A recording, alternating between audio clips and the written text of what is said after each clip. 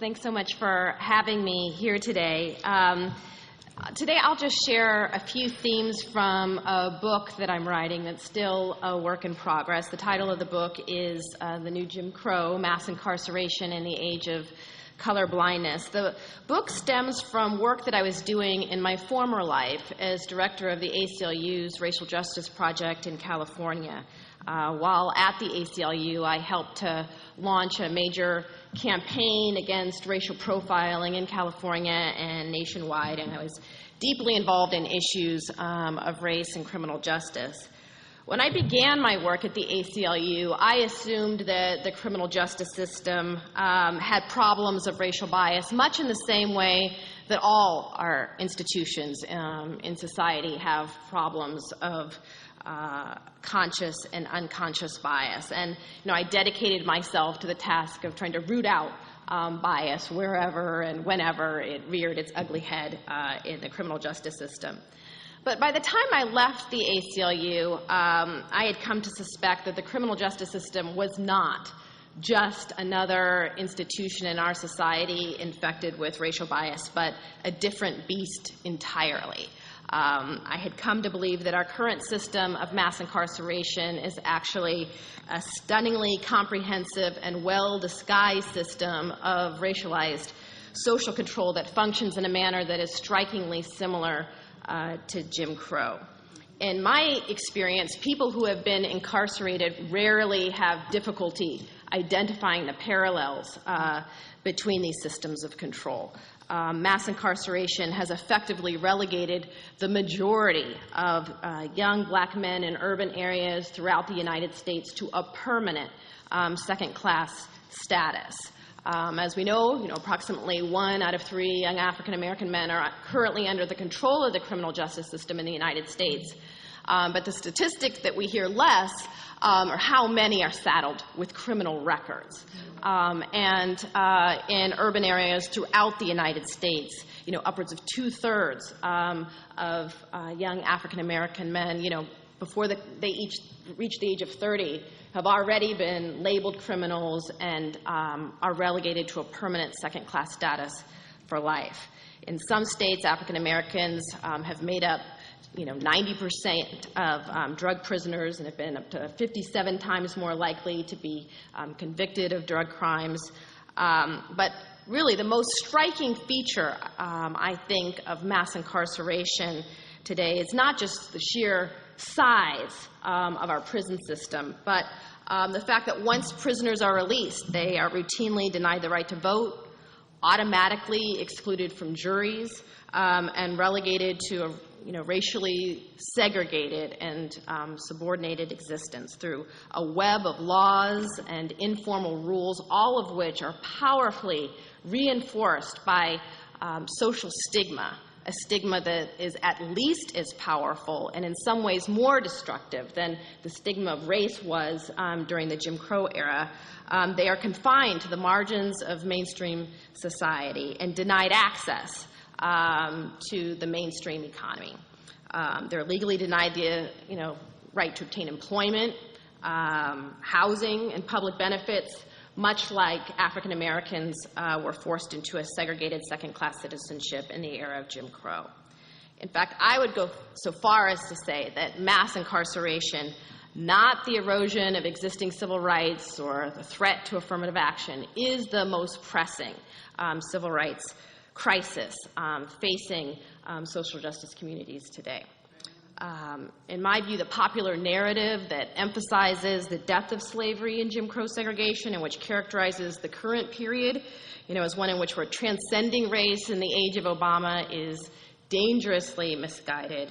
And it has, in fact, that kind of attitude has made possible the emergence of a new system of racialized social control with relatively little political resistance.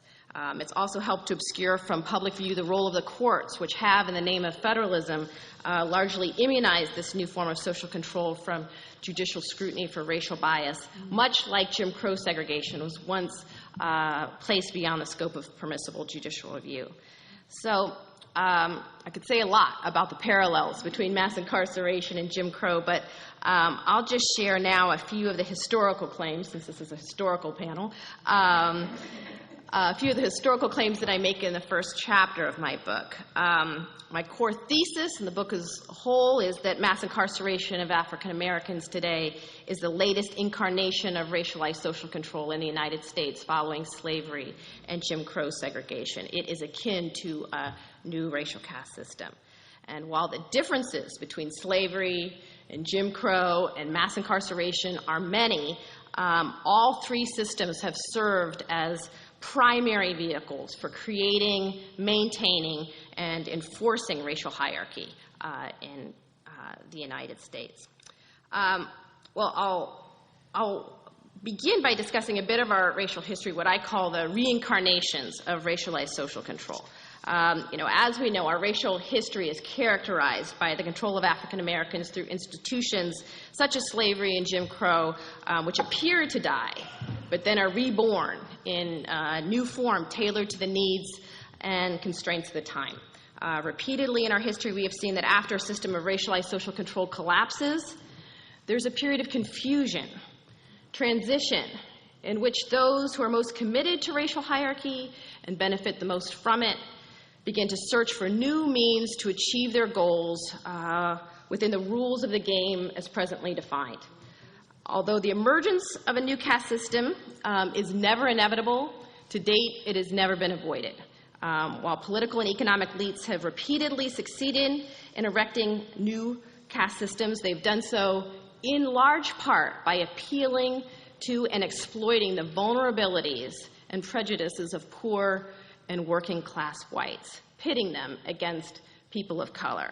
Mass incarceration is no exception. So let's consider first the emergence of black slavery in the United States.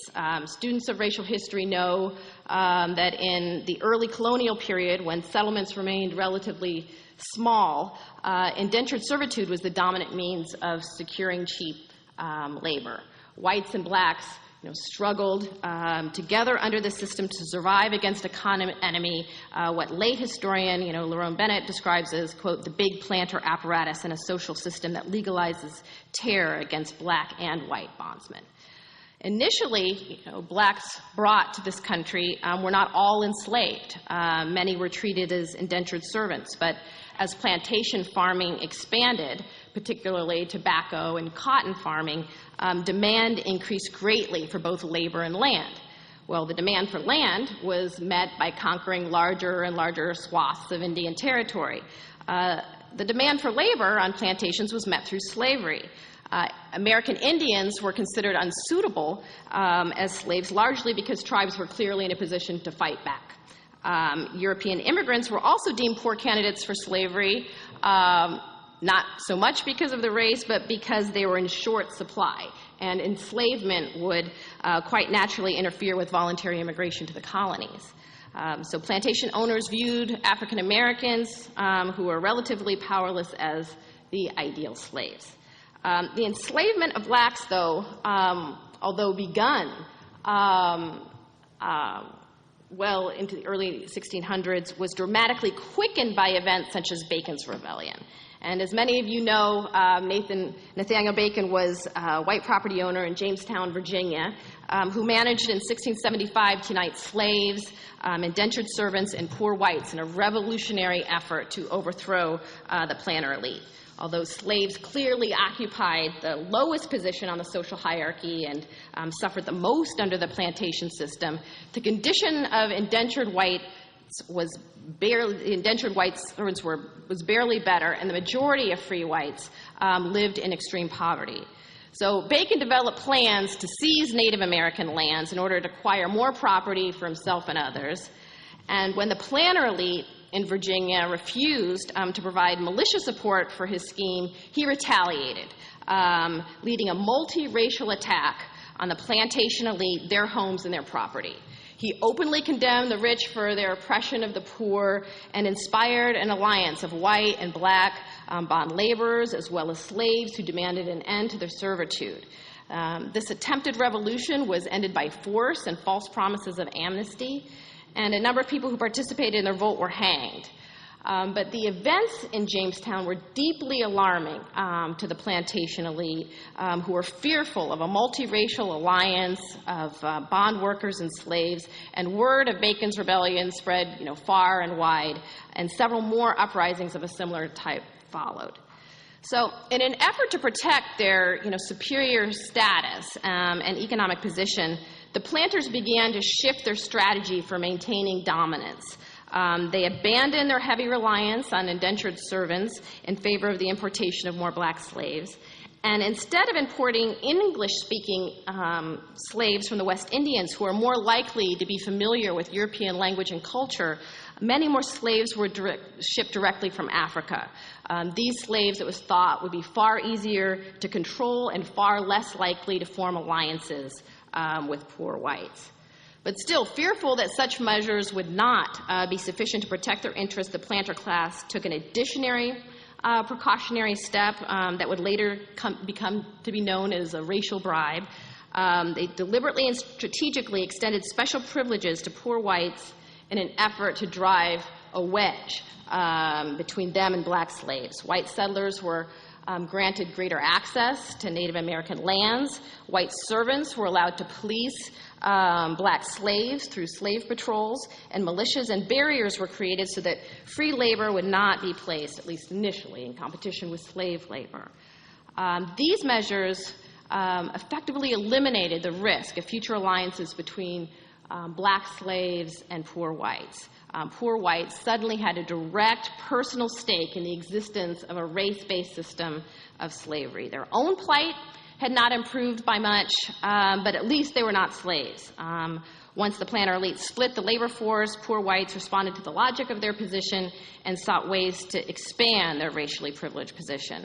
So, by the mid-1770s, the system of bond labor had been thoroughly transformed into a racial caste system predicated on slavery. And the degraded status of Africans was justified on the ground that Negroes, like the Indians, were, an uncivilized lesser race, perhaps even more lacking in intelligence than the red-skinned natives. The notion of white supremacy rationalized the enslavement of Africans, even, of course, as whites endeavored to form a new nation based on the ideals of equality, liberty, and justice for all. Before democracy, chattel slavery in America was born. All right, so let's fast forward now to the collapse of slavery and Reconstruction, skipping just a little bit of our racial history. Following slavery and Reconstruction, the planter elite, once again, was in the process of struggling to define a new racial order with the understanding that whatever the new racial order would be, it could not include slavery. The rules of the game now excluded slavery as a possibility for maintaining economic power and control over racially defined labor. And although racial segregation as a matter of custom had begun to take hold in the South to varying degrees throughout the years of Reconstruction, there was little consensus immediately following the collapse of slavery and into Reconstruction regarding what the new racial order ultimately would be. That changed in part because in the late 1880s, a populist alliance began to form between former slaves and poor white farmers. For many African Americans, the populist approach was preferable to the paternalism of liberals. Populists preached an equality of want and poverty, the kinship of a common grievance and a common oppressor. The planter elite once again felt highly threatened by the interracial alliance among poor workers and successfully decimated it by proposing Jim Crow laws. These laws were designed in large part to encourage lower-class whites to retain a sense of superiority over blacks, making it far less likely that they would sustain interracial political alliances in the future. As William Julius Woodson recently noted, as long as poor whites directed their hatred and frustration against the black competitor, the planters were relieved of class hostility against them. And the divide and conquer strategy worked. Jim Crow replaced slavery, ultimately, as a system of social control. History seemed to repeat itself. And by the turn of the 20th century, every state in the South had laws on the books that disenfranchised blacks and discriminated against them in virtually every sphere of Southern life. And resistance to the new form of racialized social control collapsed across the political spectrum, including among populists who had once been staunch allies of former slaves. Now let's fast forward once again to the collapse of Jim Crow. Ultimately, like slavery, Jim Crow died a dramatic death following the civil rights movement, and for a while it was unclear what the new racial order might be that would take its place. But now, barred by law from invoking race explicitly, those committed to racial hierarchy were once again suddenly forced to search for a new means of achieving their goals within the new rules of American democracy. Well, the historical record suggests that the seeds of the new system of control were planted well before the end of the civil rights movement. A new race-neutral language was developed for appealing to old racist sentiments. Proponents of racial hierarchy found that they could install a new racial caste system without violating the law or the limits of acceptable political discourse by demanding law and order, rather than segregation forever. It's fairly clear that rabid segregationists in the late 1950s used law and order and tough-on-crime rhetoric to appeal to disaffected white voters, particularly poor and working-class white voters who resented desegregation, busing orders, and the disruption of the racial equilibrium in the civil rights movement. And although this rhetoric failed to prevent the formal dismantling of Jim Crow, it successfully fractured the Democratic New Deal coalition, decimated the Poor People's Movement, and laid the rhetorical foundation for the war on drugs and the system of mass incarceration that would emerge 2 decades later. Early on, relatively little effort was made to disguise the racial motivations behind the law and order rhetoric and the harsh criminal justice legislation proposed in Congress. Eventually, though, the rhetoric was sanitized, an adaptation to the rules and the political and social context of the time. H.R. Haldeman, one of President Nixon's key advisors, recalls Nixon once openly admitting to pursuing a racial strategy in the South, and in regards to appealing to white and working class voters, Nixon is quoted as saying, "You have to face the fact that the whole problem is really the blacks. The key is to devise a system that recognizes this while appearing not to." At the end of Martin Luther King's life, civil rights advocates, were shifting their attention from formal political civil rights to economic justice, and building a poor people's movement that aimed to join poor people of all colors in the struggle for basic human rights, including the right to work. The conservative answer to the political momentum generated by the civil rights movement was law and order and get tough on crime rhetoric that was racially coded language specifically designed to appeal to that same group, poor and working class whites, threatened by new competition with blacks for decent jobs, housing, and good schools. It bears emphasis here, I think, that, contrary to what we often hear in the media, the war on drugs was not launched in response to rising drug use. Drug use was actually falling when the war on drugs was declared, nor was it launched in response to the spread of crack cocaine, which is the story you typically hear, again, in the media.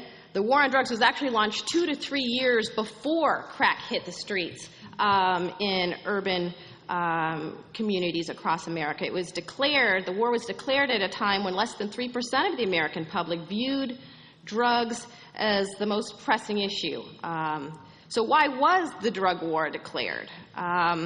If drug crime was declining and, few people were worried about it.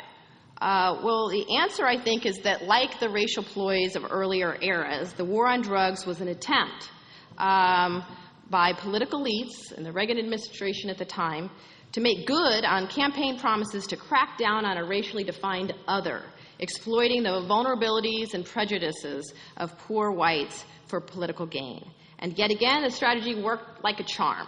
Republicans changed the political map through their racially charged rhetoric on welfare and crime, successfully flipping the South from blue to red. And like the political environment that produced Jim Crow, when populists abandoned their African American allies, politicians across the political spectrum found they had much to gain and little to lose by proposing ever harsher and more draconian drug laws that effectively locked African Americans into a permanent second-class status. So in summary then, throughout U.S. history, different forms of racialized social control have emerged for the benefit of the white elite to protect their privileged economic and social position. And the most ardent proponents of racial hierarchy have repeatedly succeeded in implementing these new racial caste systems, in part by triggering a collapse of resistance across the political spectrum by appealing to the racism and vulnerability of lower class whites. Federal courts have followed a fairly consistent pattern in responding to these systems of control, first protecting them, and then, after a dramatic shift in the political and social climate, dismantling these systems of control in some, though never all, of their vestiges. I find that for most people it's easy to look back in history and see that slavery and Jim Crow were extraordinary forms of social control used to oppress black and brown people in this country with no moral justification. You know, there's a general societal consensus about that. But most people do not believe that any extraordinary form of social control, you know, similar to slavery or Jim Crow laws exists today. I think an examination of how mass incarceration actually functions in our society suggests otherwise. But I also think that the history, at least this piece of the history that I've described that has given rise to mass incarceration, suggests that even if we succeed in ending mandatory minimums or reforming the police, we as a nation will remain highly vulnerable to the emergence of new racial caste systems if unity among poor and working class people of all colors is not established and maintained. That cleavage that exists in our society is the one that has given rise to caste systems again and again in the United States. And in building a movement to end mass incarceration, I think it's incumbent upon us to make sure that in ending mass incarceration, we don't just end the current system of control, but help to make sure it's our last.